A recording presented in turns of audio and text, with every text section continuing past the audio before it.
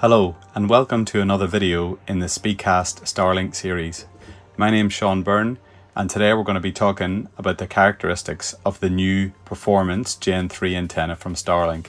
We'll be comparing it with the first performance antenna known as the High Performance Antenna or Gen 1, as well as the Performance Gen 3 antenna from Starlink. If you're using Starlink today, especially a high performance or flat high performance antenna, you've probably seen the Gen 3 performance antenna and maybe wondered, is it actually better or just newer? As the first authorized Starlink integrator, we've installed tens of thousands of Starlink antennas worldwide for our customers, and we've run real-world speed tests across the Gen 1, Gen 2, Gen 3 and even the Starlink mini antennas. So we feel confident we can give you a clear, honest answer on their performance.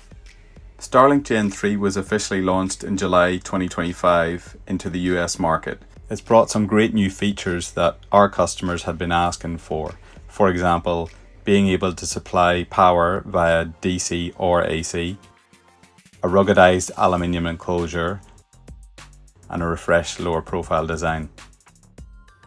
The Gen 3 antenna carries an IP69K ingress protection rating, meaning it's pressure washable and sealed against dust and water ingress to a level far beyond previous generations. It also expands the operating temperature range to minus 40 degrees Celsius all the way up to plus 60 degrees Celsius. Added improved thermal shielding and upgraded materials, and you get a significantly better performance in saltwater, remote and extreme environmental conditions. Impressively, even with increased bandwidth performance stats, SpaceX have managed to reduce the power draw to about 70 watts average on the new Gen 3.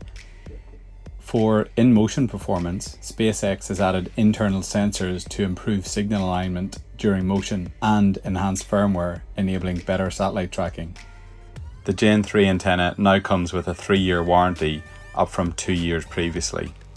To compare the performance of the Gen 1 antenna and the Gen 3 antenna, we ran speed tests on both nperf.com and speedtest.net. And you can see from the results, in the Gen 3 antenna we were seeing a maximum of around 396 megabits per second on speedtest.net on the download, and then on the upload that was about 39 megabits per second. For nperf we were seeing about a maximum of 284 megabits per second on the download for Gen 3 and about 44 megabits per second on the upload. The results were similar for the Gen 1 antenna but slightly lower, so if speed is your main driver, you're not going to see that much difference with the current constellation between the Gen 1, Gen 2 and Gen 3 performance antennas. Starlink are planning on rolling significant network enhancements out in 2026 and beyond, and the Gen 3 antenna will be able to make use of those higher speeds, and that's where you'll see the real difference between that and the Gen 1 and 2 antennas. So you may be asking yourself, should I upgrade? If you're happy today and you don't need future capacity yet, then I'd say the Gen 2 flat HP antenna is still solid. If you're deploying new sites, planning long-term projects or preparing for future bandwidths, then Gen 3 is a clear winner. If power efficiency is important, environmental durability, or you need to power the device through DC, then Gen 3 is the easy winner. So remember, choosing the right solution for your business isn't just about selecting the right Starlink hardware, it's about choosing the right solution that works for your systems.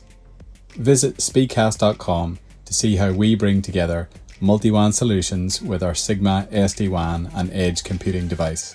Thanks for watching.